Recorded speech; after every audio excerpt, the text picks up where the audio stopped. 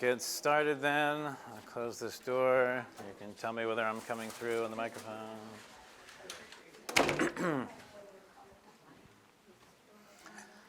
New handout there in the front, of course. Glad to be back after missing last week. Let me open us with a word of prayer. Heavenly Father, we do thank you for this morning. We thank you for the beautiful sunshine that we have. We thank you for being the God who calls us together. As always, especially when we come together to study the Word, we thank you for being God of the Word, for working in history, for condescending to come down and work through people that we might understand who you are and what you expect from us, and for preserving this Word for us, that we can study it so that we can learn and grow. And this morning also would like to lift up Kurt's mom, as it doesn't sound good for her, but we know you are the great physician. Just pray that you would be able to heal her, to strengthen her, whether it's through medicine or miracle. In the meantime, and no matter what outcome is in your will, just pray for strength for all of the family, and then pray especially for Kurt and Bethany, and the kids as they deal with this news, and then just pray for wisdom in the decisions that they have to make, whether to try to get down there as quickly as possible, and how to deal with all the plans that they have with the churches. Lift them up to you and pray in Jesus' name. Amen. All right, so we left off in chapter 23. Our official text for this week is 25 through 31. So that's only 6 chapters, so we should have time to pick up a little bit that was in between, that was left out there. Just a couple things something in chapter 23 and chapter 24 that's kind of in between that civil law that we were looking at, and the this context of the ceremonial things in chapter 25. Just to make a couple comments in 23. Starting in verse 20, God gives a reaffirmation and promise of how He will be with them in the upcoming, going into the promised land.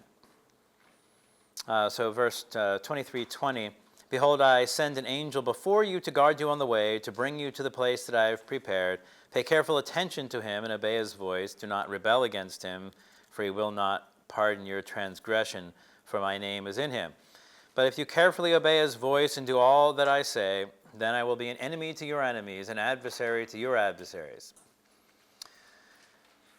When my angel goes before you and brings you to the Amorites, the Hittites, the Perizzites, the Canaanites, the Hivites, and the Jebusites, and I blot them out, you shall not bow down to their gods, nor serve them, nor do as they do, but you shall utterly overthrow them, break their pillars to pieces. You shall serve the Lord your God. You will bless your bread and your water, and I will take sickness away from among you. None shall miscarry or be barren in your land. I will fulfill the number of your days. I will send my terror before you. Will throw into confusion all the people against whom you shall come. I will make all your enemies turn their backs to you. I will send hornets before you, which shall drive out the Hivites, the Canaanites, the Hittites from before you. I will not drive them out from before you in 1 year, lest the land become desolate and the wild beasts multiply against you. Little by little I will drive them out from before you until you have increased and possessed the land. And I will set your border from the Red Sea to the Sea of the Philistines, from the wilderness to the Euphrates. I will give the inhabitants of the land into your hand. You shall drive them out before you. You shall make no covenant with them and their gods. They shall not dwell in your land, lest they make you sin against me. For if you serve their gods, it will surely be a snare to you." And there's a lot more, of course, we're going to see about, the taking of the land, and some of this language we've seen before. And the only things I really wanted to point out at this time is that there is the emphasis here on conditional blessing, right here right from the beginning of this era of the covenant. If you carefully obey, then I will be an enemy to your enemies. God's going to re-emphasize this, in the book of Deuteronomy and before they go into the land, that, when they obey, they will be blessed and prosper, and when they don't obey, their enemies are going to overwhelm them. In fact, before they ever get into the land, they have the prophecy that they're going to disobey, and their enemies are going to overthrow them, and they're going to be out of the land, and they're going to come back to the land, all of that.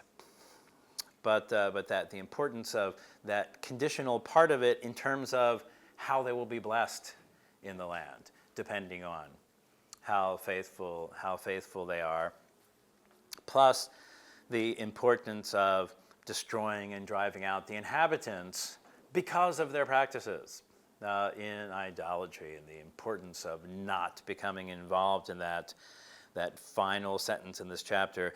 It will surely be a snare to you. Any other just questions or comments about that quickly? I know there's a lot more that could be talked about there, but just wanted to make a couple points as we're looking really at the narrative of the law more here than the conquering of the land.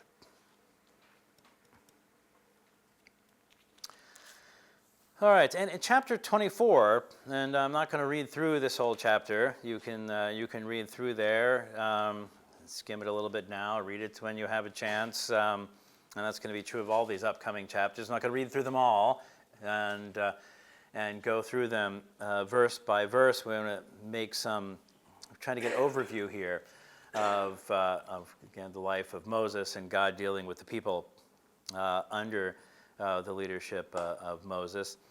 It's interesting in the midst of our discussion of the law that we talk about the breakdown of the law. We have the Ten Commandments, and then we have the civil law, and then we have a bunch of stuff we call the ceremonial law. But in the middle of it, here in chapter 24, there is a confirmation of the covenant.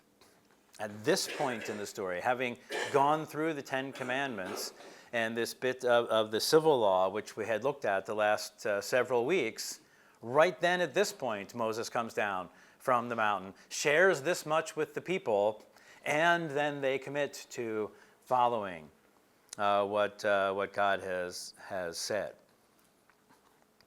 Just look at some of the verses here, right at the beginning of chapter 24.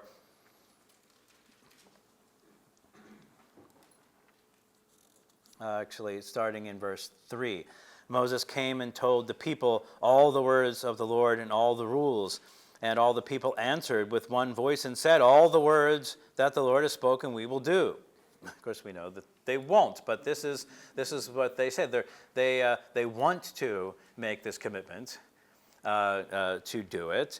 And, of course, this is always one of those great points to remind ourselves that this is us too, right? We say, yes, Lord, I will follow. And then, of course, when we look at our lives, we see all the ways in which we don't. No matter how sincerely how sincere we are when we say that we will.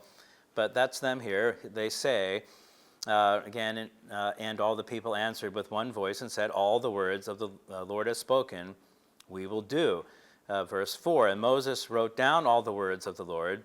He rose early in the morning, built an altar at the foot of the mountain, and 12 pillars according to the 12 tribes of Israel, and young men of the people of Israel who offered burnt offerings and sacrificed peace offerings of oxen to the Lord. Moses took half of the blood and put it in basins, and half the blood he threw against the altar.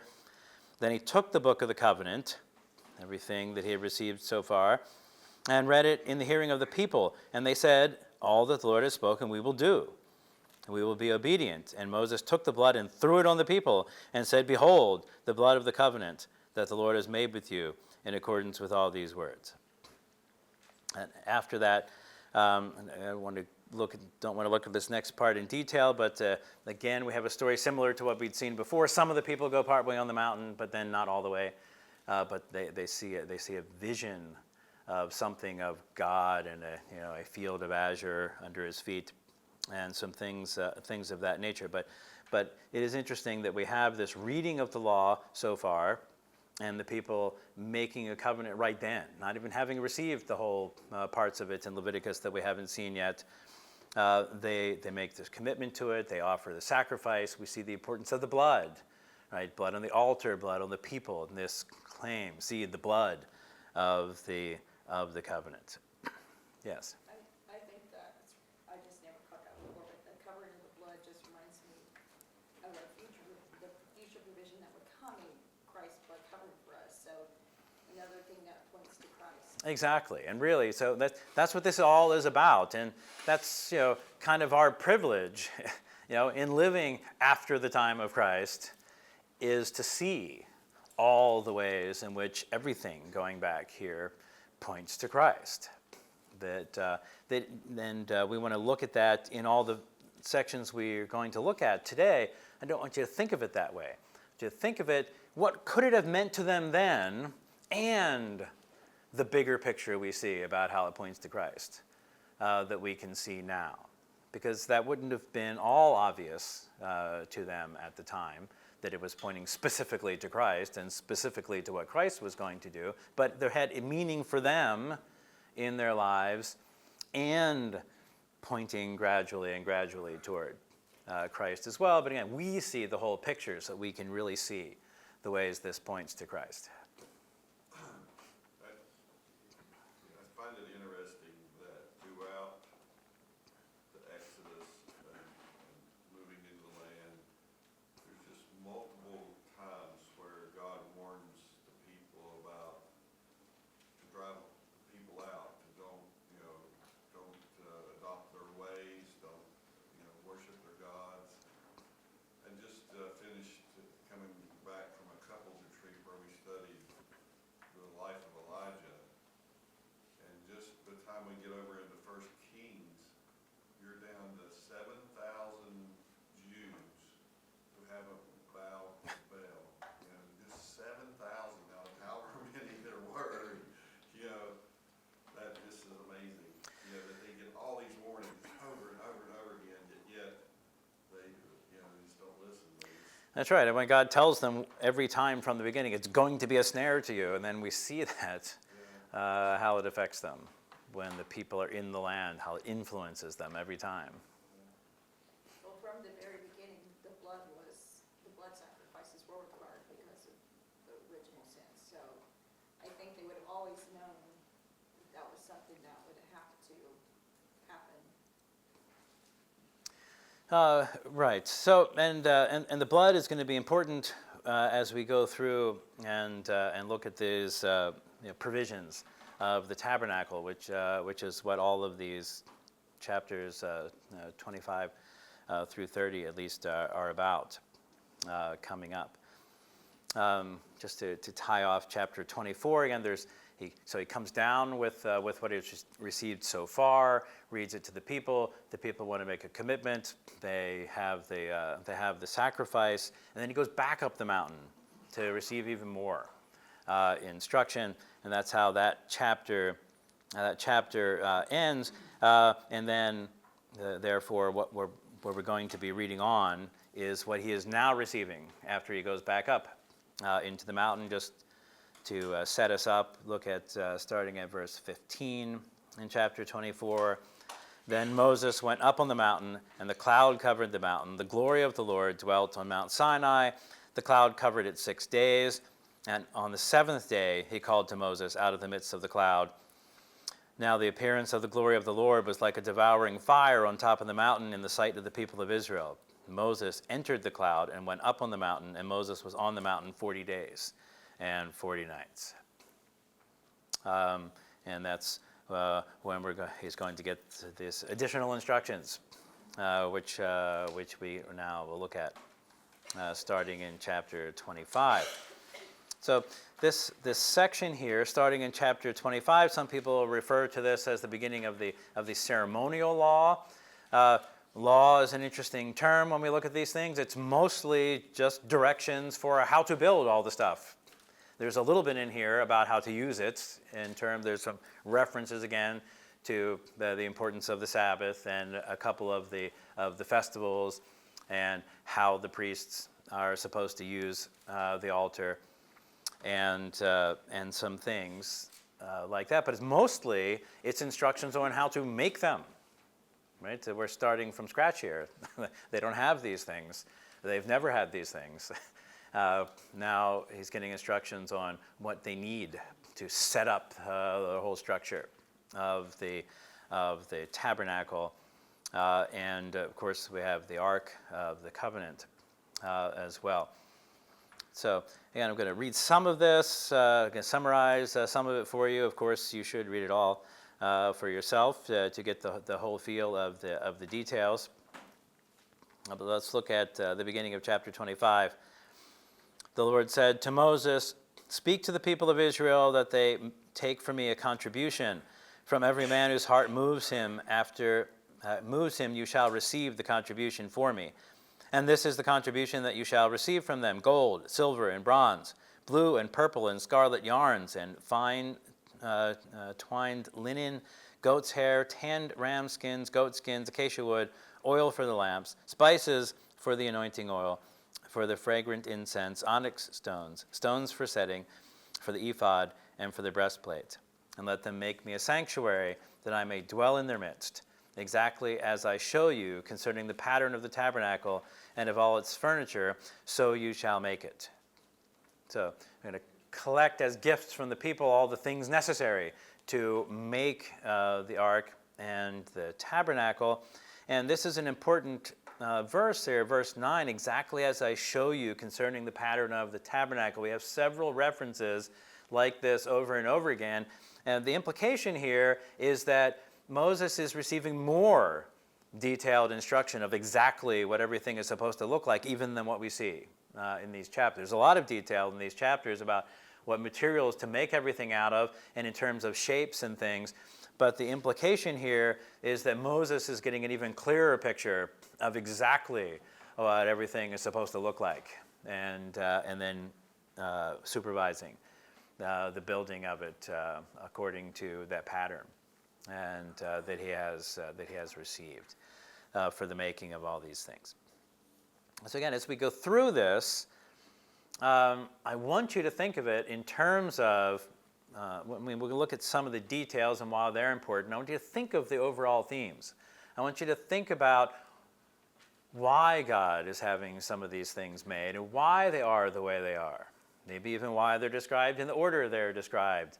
Think in terms of what it would mean to the people right then, and in terms of what is all of this telling us about Christ that we can see. And rather than go through all of it and then at the end say, okay, what did all of this say about Christ? I just want to put this out here in the front. So as we're going through, when something strikes you, either in the form of a comment or the form of a question about what this is going to mean to them in their lives right now, and or how it portrays Christ, and forward, just go ahead and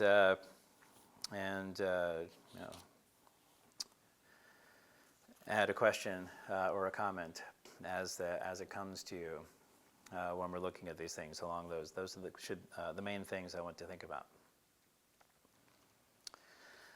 Right, so we see all of those things, the important, the gold and the silver, but common things as well, including skins and the pattern that Moses has. So then we're going to start with the ark. Verse 10, they shall make an ark of acacia wood, 2 cubits and a half shall be its length, 1 cubit and a half its breadth, 1 cubit and a half its height. You shall overlay it with pure gold, inside and outside shall you overlay it, and you shall make on it a molding of gold around it. You shall cast 4 rings of gold for it, and put them on 4 feet, 2 rings on one side of it, 2 rings on the other side of it. You shall make poles of acacia wood and overlay them with gold. You shall put the poles into the rings on the sides of the ark to carry the ark by them. The poles shall remain in the rings of the ark, and they shall not be taken out. You shall put into the ark the testimony that I shall give you. You shall make a mercy seat of pure gold. 2.5 cubits shall be its length, 1.5 cubits its breadth. You shall make 2 cherubim of gold, of hammered work shall you make them on the 2 ends of the mercy seat. Make 1 cherubim one end, 1 cherub on the other end. Of 1 piece with the mercy seat shall you make the cherubim on its 2 ends. The cherubim shall spread out their wings above, overshadowing the mercy seat with their wings, their faces one to another. Toward the mercy seat shall the faces of the cherubim be. And you shall put the mercy seat on the top of the ark. In the ark you shall put the testimony that I shall give you. There I will meet with you from above the mercy seat, from between the 2 cherubim that are on the ark of the testimony. I will speak with you about all that I will give you in command for the people of Israel. So that's the description of the ark, the importance of covering everything with gold, the specific details, the mercy seat above, and the poles for carrying it, and that the testimony is usually concluded to be the tablets themselves that have inscribed the 10 Commandments. Some people argue about whether or not it's more than just the 10 Commandments or not. Either way, it's law that God has revealed. That's what's meant by the testimony, is the law that God has revealed to Moses, whether just specifically the 10 Commandments or more in the ark. This is the second ark made of acacia wood. Like, the regular Noah's Ark was made with acacia wood, right? I think the gopher wood is what the description is of Noah's Ark. I mean, some of the comparisons are interesting. The covering inside and out phrase is the same, but of course it's covered inside and out with pitch when it's Noah's Ark, and with gold when it's the Ark of the Covenants or the Ark of the Testimony. Wouldn't have been quite so handy for Noah's Ark to be covered inside and out with gold. Although I suppose that could be done in such a way that would make it waterproof. Might add a little bit to the mass ratio. Is it interesting at all of the wealth that's needed here to not only build the ark, but also, what all the gold and stones, precious stones that, were required to be in the tabernacle. Here's a people that were slaves, now I know that they took a lot of stuff with them, but it must have been quite a bit of wealth as well for them to have all the materials they needed to do this. Oh, that's right. It is a striking feature of it, all the gold, especially for, again, a relatively poor nomadic people just setting out to be a people. Don't even have a space to be their nation yet, and just recently coming from slavery, as you mentioned, all of these things. To have this, and as we see it, we're going to continue to see things covered in gold and made of gold, so that we have a couple of questions. One, why is it important that everything be covered in gold? And 2, how is it that they have all of this gold? But of course, that second question we already know the answer to, because we saw God's provision for that in the story of the Exodus itself, that He made it so that the Egyptian people were going to be willing to give them gold and jewels as they were leaving, because they were going to need it. He didn't say that was why at the time, but now we see that this is why God arranged for the hearts of the Egyptian people to want to give them these gifts as they were leaving, is so that they would have it, to give it themselves then to this work of the Lord in making the tabernacle. But why? Why, if you're going to be a rustic, herding, nomadic people, which even when you move into a land will still be part of your lifestyle, are all of these things made of and or covered with gold and the other jewels and stuff? I think it's supposed to remind them what they should value. Okay, good, right? It shows the value. It shows that this is what is important. This, where God is dwelling, is where we're going to put all of our precious things. So it shows the importance and value of God to the people. By this is where their gold and jewels are. They're also using material that's not going to break down and rust very easily. It's going to have some lasting power compared to other things they could make. Okay, good. One of the other things about gold, the reason we use it for symbols, wedding bands and things like that, because, amongst other things, it's enduring in its nature as gold, and can remain when treated properly, shiny and gold-like and impressive forever. So we imagine. Well, let me ask you this question. If the point is here, and I told you that it was, and if you have captions in your Bible, they probably told you it was, to talk about the tabernacle, why did we start with the ark? And I just want you to think about it this way. What if you knew all of this ahead of time, which some of you probably do, exactly what, all about what this whole tent is supposed to be and how it's constructed, and then you were asked, describe it to someone. It's natural to us to say, okay, you come up about it, and there's this big tent around the sides, and you go in there, and it's a courtyard, and inside the courtyard, there's this more fancy, tents go around, and the gate and the altars in front of it, and only the priests are supposed to go in there, but inside there's the fancy golden, candelabras and tables and things. But then inside that there's the altar of incense, and behind that there's the curtain that no one goes in after there except the prince once a year, or the high priest once a year, and in there is the Ark of the Covenant. And then you can describe, that would be natural to us to describe it, right? And yet here we start with the Ark of the Covenant and move our way, and as we'll see, not even necessarily logically do we move our way outward from there. What do we suppose that is? Because it's where God's presence was going to be with the people. All right, so we're gonna start with God's presence, right? And of course, that makes sense.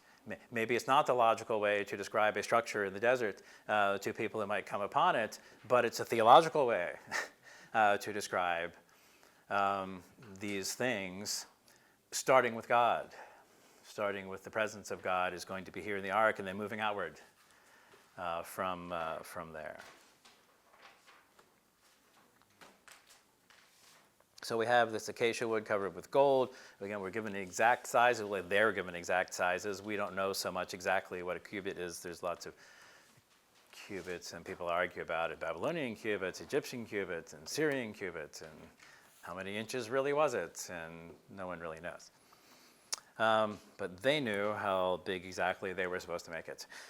In their own context, that's the important thing. The carrying poles. Why do we need to have carrying poles, and why are they never supposed to leave the rings? So that imperfect, unholy people never touch the holy ark. Right. So again, we're starting with God's presence being here. So God's presence is too holy. We've had a lot of this already, right, with the mountain and the description we just read. I mean, God's there in the clouds, and even Moses has to wait 6 days before God calls him into it. He has to sit there and stare on the top of the mountain at the big cloud for 6 days before he's invited in to it. And again, it's only him. Of all of the people and all of the elders and all of the people, the priests, and only Moses is allowed to go up into the presence here. We're being given this lesson over and over and over again, what it means that God is holy. This would remind ourselves that holy means set apart. It means other than. It means different. It means not like you. Holy. God is holy, and a lot of this is about separation. God's holiness, and then one of the ways that this is designed to make that point is that you're not even allowed to touch the ark. We find that out very specifically in later stories when someone, just tries to keep the ark from flipping over the ox carts and crashing on the ground, and that's still not a good enough reason to touch it, partly because if they'd been carrying it the way they were supposed to be, that wouldn't happen. So the poles are always supposed to be there. Why? Because it's the only way you're allowed to move it. That's why the poles are always supposed to be there. And even the poles are covered in gold. The testimony goes in the ark. We talked about that, meaning the tablets. Here's a couple other things to mention. We usually call it the Ark of the Covenant. In the Bible, throughout the stories, it's referred to in a variety of different ways, well, always as Ark, but sometimes it's called the Ark of the Covenant. Sometimes it's called the Ark of the Testimony, because it's got these tablets called the Testimony in it. Sometimes it's just called the Ark of God. Actually, that may happen more often than the other ones, that it's just referred to as the Ark of God or the Ark of the Lord. And here we're told that inside the ark go these tablets. In other places later on, we find also that this urn of manna, which we saw previously they were commanded to collect to remember this miracle, are in there, and that Aaron's staff ends up in there as well. So we have, again, the lid of it, also sometimes called mercy seat, although there's a bit of ambiguity about whether that word really should be translated seat or not. I don't really care so much about that, as it is the gold, and it's the top, and it's the cherubim, and it's the place of God's presence. That's what he says, is my presence will be here, and I will speak to you. And of course, no one ever thought that meant God was limited to one place in one time, but that God chose to focus his presence there as the place where he was going to communicate, and as a place where they would know his presence, they could treat as the presence of God, and therefore, again, all of this importance involved in what you make it out of, and where you house it, and how you treat it, and how you carry it based upon the presence of the Lord being there. And he says, there I will meet with you. And by the way, is it true after they make this ark that the only time anyone ever sees it is when the high priests go in once a year? Stuff we haven't even read about because it's not until Leviticus. No, because they have to move it when they go. Yeah, we know they're moving it, right, again. But here's a couple things which I found to be interesting in my studies. You know how we always picture it? I probably should have brought you some pictures, right? You know, we have the Indiana Jones pictures, right, too. It's an oblong, and you have the posts going this way, and the thing on top, and you can just carry it around, that it looks all impressive, right? Is that how they're carrying it? And the answer is no, that's not how they're carrying it. One, I think the historical and biblical text mostly substantiates that the poles go the other way than we usually see them. Not long ways, but short ways, because it's kind of rude to carry God facing to the side, right? The wings go this way, and it's the front. The front is the broad side. The front is not the narrow side. The front is the broad side. And you should carry it front forward, almost certainly, which means the poles probably go on the short sides, as opposed to most of the depictions, which make it look like they go on the long sides. It's not a certainty, but I think it's presumably probably. Plus, there were curtains that you were supposed to drape over it. No one's looking at it while you're carrying it around.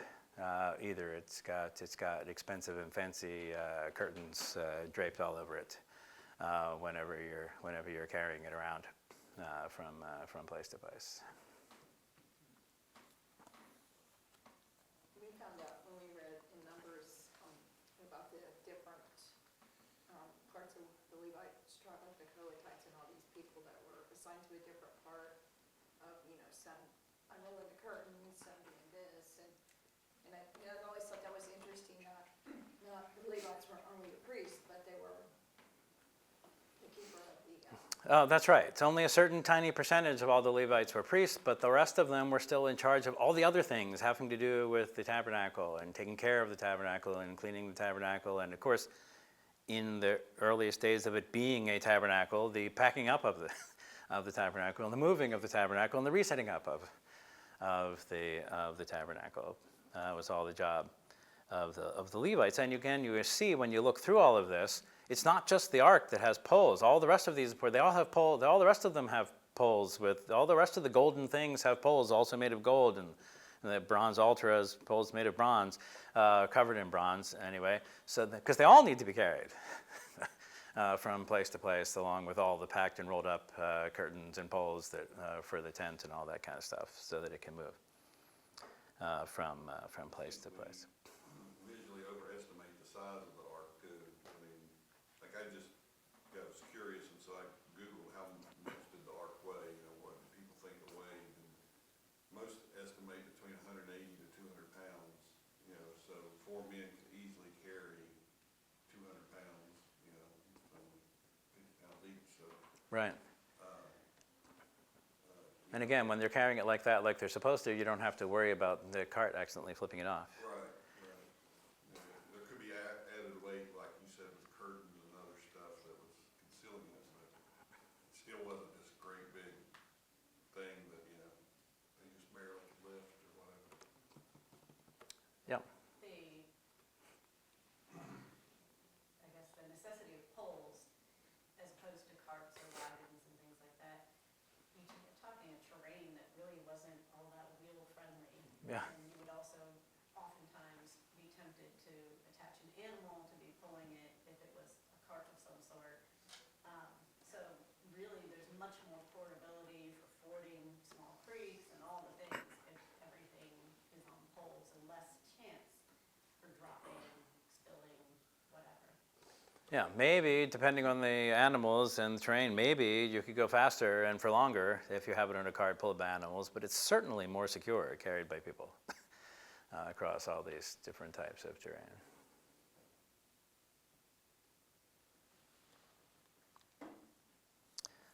But the other thing, though, is that we know that God speaks to Moses from here in various times. It's just one of the other interesting things to keep in mind throughout the story as we focus on Moses. That later on, it's going to be the case that the only person ever seeing the ark is the high priest when he goes in there on the Day of Atonement. But now, Moses is apparently walking in and out and seeing it whatever he wants, and communicating to the Lord whenever the Lord tells him to come and be communicated to, either actually in the ark or sometimes just at the door to the tent of meeting, as it is also sometimes called.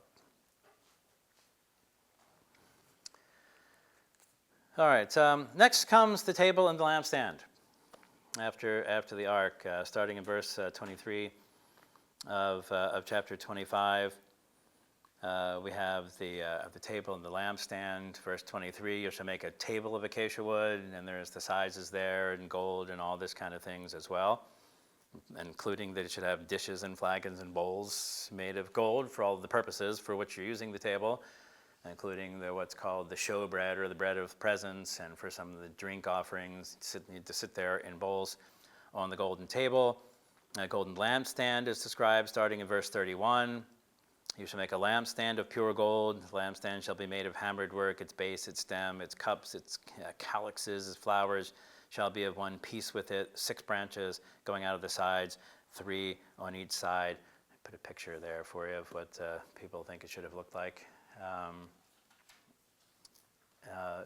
Much like it would have been called a menorah, much like also was called a menorah associated with Hanukkah, except the Hanukkah one's got more, has got one more lamp on each side, but it's generally shaped the same as this pattern, which is the pattern for the one in the temple. And its purpose, of course, is to shed light, because it's a lamp. And it's supposed to be lit day and night all the time. So one of the things that the high priest is supposed to do is to be in there a couple times a day, making sure the light is on. with the candles and all of that. But again, the table's again coated with gold, and its bowls are made of gold. It's got carrying bowls made of gold. The lamp is made of gold. Here's something interesting. It tells you here that it's supposed to be designed, or in at least decorated with the shapes of flowers and plants and things of that nature, which some people like to see as a callback to the Garden of Eden, as, again, the purpose of a lot of this is to see a reconnection with God here, as God being in the presence of the people, as we were once connected with God in the garden.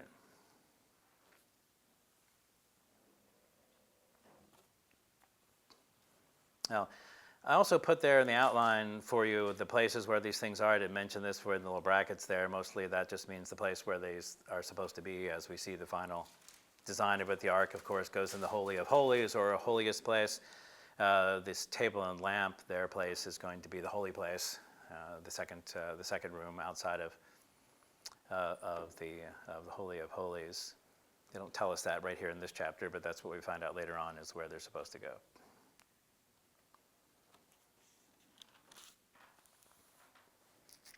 And so verse 26 now we begin the discussion of this whole tabernacle itself. The whole tabernacle itself is described in the entirety of chapter 26. I'm not going to read that for you.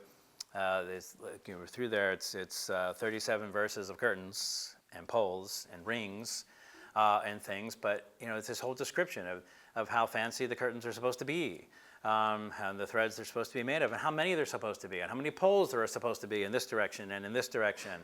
And again, because it has to be portable, and you have to be able to set it up, and it describes how the curtains are supposed to attach to each other as they're being hung, and the rings for the poles that you hang the curtains on, and how many there should be on each side, and which ones are made of which kind of fabric to tie together, and which one loops of gold to hang on the poles. And all of this is described here. And again, there's the implication that Moses has an even more complete prior image of what it's supposed to look like when it's done, to supervise how this is being made. So we have directions for the frame, the curtains, how they're connected together. And another thing that people often overlook, so we have the fancy curtains, especially the fancy ones with the pictures of cherubim on them that are the holiest place, and the slightly less fancy ones that make up the rest of the outline of the two rooms, holy and holier place, in here. But then there's all of the extra curtains made of goat hair to throw on top of it. Why do we have extra curtains made of goat hair to throw on top of it? It's not so fancy looking then, once you throw the extra curtains made of goat hair on top of it. Yeah, this is a tent, it's outside, and it needs a weatherproof layer as well, which is what the goat hair for. And it's not, and it doesn't matter what it looks like from the outside. It matters what it looks like from the inside. Right? From the inside, you see all the fancy curtains and all the gold of the ornaments lit up by the lamp, and all of this kind of thing. Is from the outside, it's protected by the skins and the curtains of goat hair. Here's a couple other interesting things. We sometimes just refer to this as the tabernacle. The tabernacle, in this sense, is made up of just two rooms, the holy place and the Holy of Holies, or holiest place. But then, as we will see later in chapter 27, it's surrounded by an outer court, which is also described in great detail about how many poles there should be and how many curtains there should be, making up that as well. But it has several different names, actually, throughout the text. It's sometimes just called the tabernacle, which, of course, is the Latin term for it, not a Hebrew term for it. It's basically a Latin word meaning tent. Its Hebrew term means something slightly more generic, dwelling place, or dwelling, that it's called. So basically, in Hebrew, it's just the dwelling. When we see it called the tabernacle. It's sometimes called the sanctuary. Why would it sometimes be called the sanctuary? And sanctuary means Place of refuge. yeah, or place which has been sanctified, right? And sanctified means set apart for what is holy. Sanctuary. It's also sometimes called the tent of meeting. It's called that a lot here, especially in these earlier parts of its existence. It's called the tent of meeting. Why is it called the tent of meeting? Because this is where you meet God. This is where God is going to speak specifically at various times. And sometimes it's called the tent of testimony. And it's called the tent of testimony because the testimony is in there, in the holiest place, in the ark. And therefore, it's the tent of the testimony. Now, let's just read about a couple more things and then some general questions. In chapter 27, we see instructions for what is sometimes called the bronze altar, or the altar of burnt offerings, since that's what it was for. Its description, again, also made of acacia wood, also, but then covered in bronze rather than in gold. It talks about horns on the corners, but you shouldn't spend a lot of time trying to figure out why there's things that look like horns on the corners of it, since this word translated horns here might very well just mean corners. But there's some sort of projections as places specifically designated for blood to be placed at certain points in time during the sacrifices, as we find out later when the sacrifices are described. Again, also with the poles to carry it, and it ends up in the outer court, which means it's in front of the door to the holy place, which separates you from the holiest place. That's where the sacrifices are being made. So the outer court. And I put a little diagram for you on the back. Diagram here. It's not fancy. It's just, diagrammatic. And it shows you, basically, relatively speaking, the sizes and the shapes and the placements of where the things are. You see there the Holy of Holies. It's got an ark in it. Holy place outside of that, which has the lampstands and the table, which we just looked about, an altar of incense, which we haven't encountered yet. Outside of it, there's the larger tent wall of what's called the court or outer court, and there's the altar of burnt offerings. In between it, again, is this bowl, which we also haven't encountered yet. That's where it goes.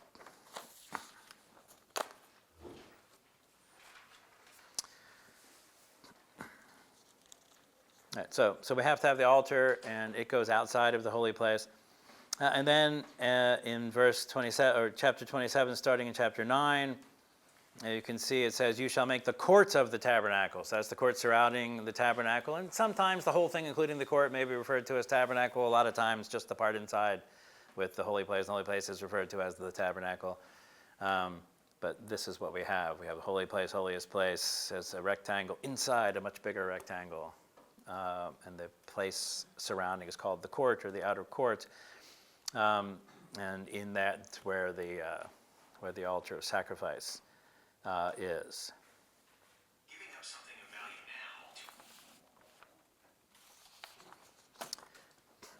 now. And then, and we're going to look at this right for the moment because we're going to run out of time. I think it's interesting that all of a sudden we get a break to talk about what the garments for the priest should look like. Why do we all of a sudden break here in the middle of describing things when we haven't even described the altar of incense and the bronze basin yet? Do we have to have a whole chapter of how the priest should be dressed, followed by most of a chapter of consecration of the priests? We'll look at those next week, but I'll ask you that question now. Why are we stopping in the middle of explaining the pieces of furniture to discuss the consecration and the garments of the priests? We were preparing Right, because again, what we're looking at here is maybe not in a travel guide logic way of describing things. It's a theological way of describing things. So here we have the altar, and before we talk about the rest of the things that are going on and how the altar is being used, let's talk about the people who are going to use the altar and how they're going to be prepared so that they're allowed to use the altar. Then we'll come back and start talking about the rest of what's going on inside is the order in which this is presented for us. But here's what I want to talk about for 8 minutes or so that we have left here, now that we've got the basic plan, right? You've got your picture of it there. We've just finished, if we've actually read through chapter 27, we just finished the description of it. Innermost holy place, the curtain separating it from the next most holy place, curtain separating that from the outer court. Ark is in here, in the holiest place, place of sacrifice out here. What is this really telling us about the presence of God? We have this repeated over and over and over again. The presence of God is here. And that the God is with the people. And you read a lot of interpretations that way as the main point, but I ask the question, are we reading this? Is it really reading like, wow, now we really have the presence of God with us? Or is it reading like, man, God's really separated from us? Look how many curtains I have to go through just to get near to God, and the last one I'm not even allowed in there. Is the theme here that God is present with the people? Or is the theme here that people are separated from God? I actually think of it more as an approachability, that there's a proper approachability. Like, prior to the tabernacle and the mountain, God could easily just be dismissed. He's just this out there. He's the God of my forefathers. And from the mountain experience and then to the tabernacle, God is making more clear, no, I'm the God of all of you, not just your forefathers. And there's a way that you can approach me. There's this mercy that I will extend so that you can actually approach me and hear more directly from me. It's not completely direct. It's through the high priest, in this case Moses at this time, but it's still a more approachable access to God than previously. Yeah, and that's an important part of it, right? God is there in the midst of the people, but the people do not have direct access to God still. Is an important, both of these things are important, and we really need to see them, I think, as we're reading through this, as we're thinking about it, and as we're looking at the rest of this account. That God is making a big point of, he keeps saying, and I am with you, and I am with you, and I am with you. And then when he sets it up, he says, yeah, I'm with you, but you can't really just come and go as you want. You don't have total free access to me. Your access is mediated by the high priest. And Moses isn't even the high priest, but that's another interesting thing to keep reminding ourselves of. It's the whole system is designed so only the high priest can mediate, except also Moses, right? Extra mediator, extra important mediator. A mediator, even more mediator than the high priest is Moses,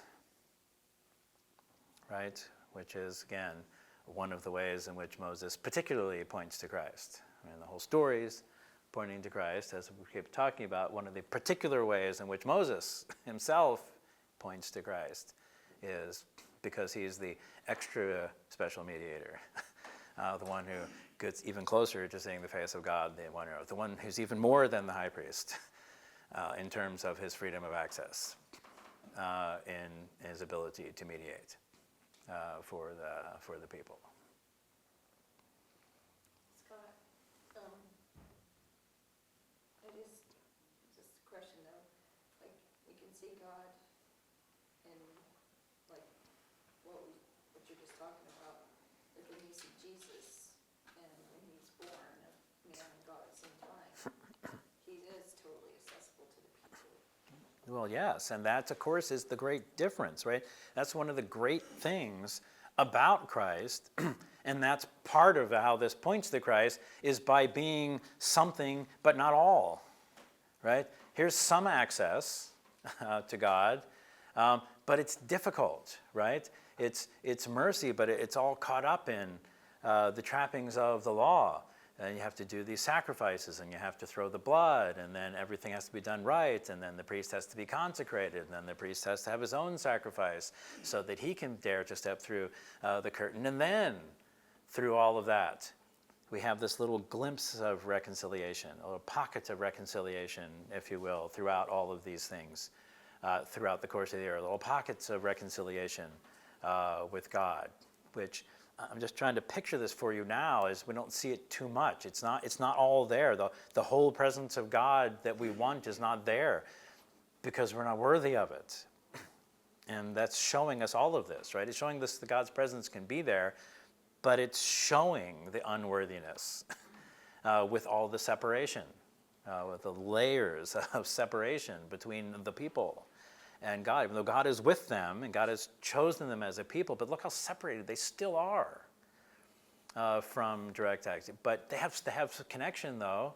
They have connection through the law, through the mercy seat, through the priests set up, but it's so much more limited than what is to come in terms of access through Christ. Because Christ isn't just the Moses who goes into the Holy of Holies. He just is the Holy of Holies, right? Which then expands the accessibility in Christ of the Holy of Holies to direct connection, direct access through Christ. That's completely different than anything we see here. With Moses, we just have the tiniest reflection of what's possible with the true mediator who actually brings the Holy of Holies to us and brings us into the Holy of Holies simultaneously, probably. Scott, I always thought of the tabernacle was a way for God to show like a visual example, or for them to know that God was with them through their travels. He's not just the God who's up on the mountain, that Moses goes up there and talks to. He's actually always with them. And the tabernacle is that visual representation that no matter where they went, God was with them. That's right. And it is both of those things. That's what's so interesting about it, because we tend to know that part of the story. Here we can see it, at least we can see the outer part of it. It's traveling with us. We see that God is with us, that God is here, and sometimes even has the ark come out and go before them, when circling the walls and things like that, to really show that God is there, and we know that part of the story, and I've always known that part of the story, but I just can't tell you how much I've been struck as I've been studying these last couple of weeks, of how much it portrays separation from God simultaneously at the same time. And I think because it's both. Yes, God is with them, but he isn't as with them as Christ is with us. Right? Again, since we get to see the whole picture, I can't help seeing that. Yes, God is with them, but man, what are they missing out on compared to what we have in really having the presence of God? And of course, it's there to symbolize both of those things. Yes, God is with them, but there's so much more yet to come because they're still so limited, each person personally, in what kind of access they can have to God, until the true mediator comes and tears the curtain to the holy place. I think there's a lesson of obedience here too, just to show the people that you can't just do whatever you want, that there's a set of instructions that must be obeyed, to approach God even, and again, Christ is sort of the flip side of that coin, right? That they had all these rules about approaching God in the Old Testament, and Christ says, no, Right, but also I'd say maybe some more of the culmination of that than the flip side, because it's still, right, this is pointing us from the beginning to this idea. There is only one way. There is only God's way to enter God's presence, and that much is still true in Christ, as we were just looking at that in the book of John. It was the way, right, the only way. Here was the only way. As this tabernacle, and through the whole set of ceremonies and the proper consecrations and the proper sacrifices and the proper mediator of the proper priest at the proper time, we get that's the only way for the access, and again, the culmination of all of that is that Christ is the only way of access to God. All right, so we've exceeded our time. So some more to see about what's going on and how to use the pieces of the altar and all that before we go on to the other chapters. But you can read